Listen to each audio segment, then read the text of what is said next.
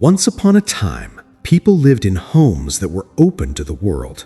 Light, wind, dust, rain, everything came in freely. There were openings in the walls for air and sunlight, but there was nothing to truly separate the inside from the outside.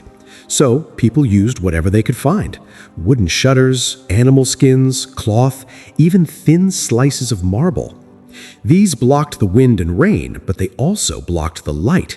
The idea of a window that could let light in while keeping the weather out had not yet arrived. The story of window glass begins thousands of years ago with the first experiments in glassmaking. The earliest glass was not used for windows at all. It was used for beads, ornaments, and small containers. Ancient civilizations like the Egyptians and Mesopotamians discovered that when sand, rich in silica, was heated with soda and lime, it melted into a glowing liquid that hardened into a shiny, transparent material. But this glass was cloudy, uneven, and very difficult to shape.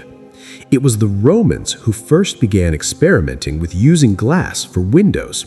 Around the 1st century AD, Roman glassmakers discovered that they could blow molten glass into bubbles and then flatten those bubbles into thin sheets.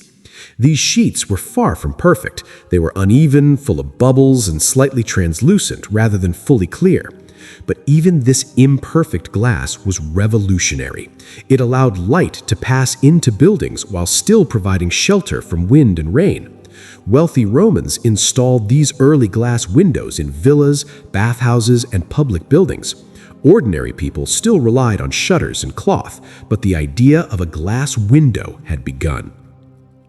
After the fall of the Roman Empire, glassmaking continued in parts of Europe and the Middle East, but it was slow, expensive, and highly skilled work.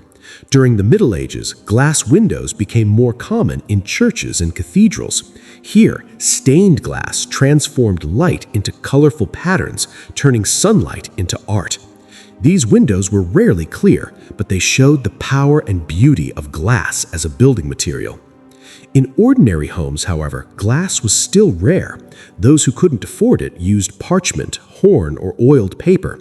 These materials allowed some light through, but the world outside remained blurry and dim.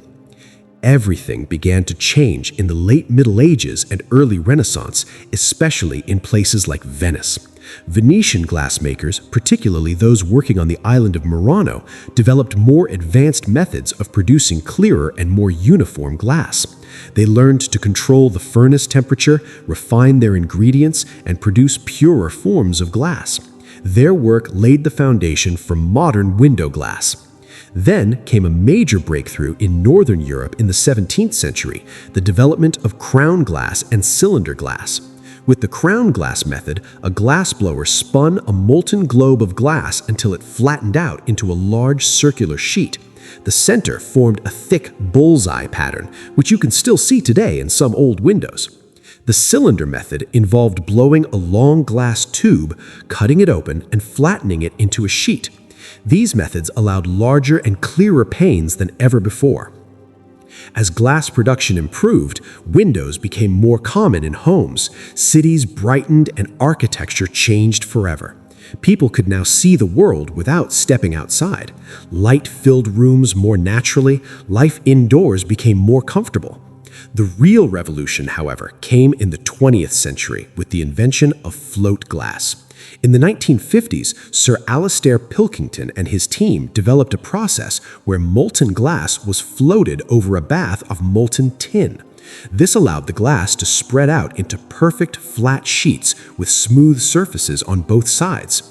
The float glass process made large, crystal-clear panes affordable and consistent, and it is still used today worldwide. Thanks to this technology, window glass became stronger, clearer, and cheaper.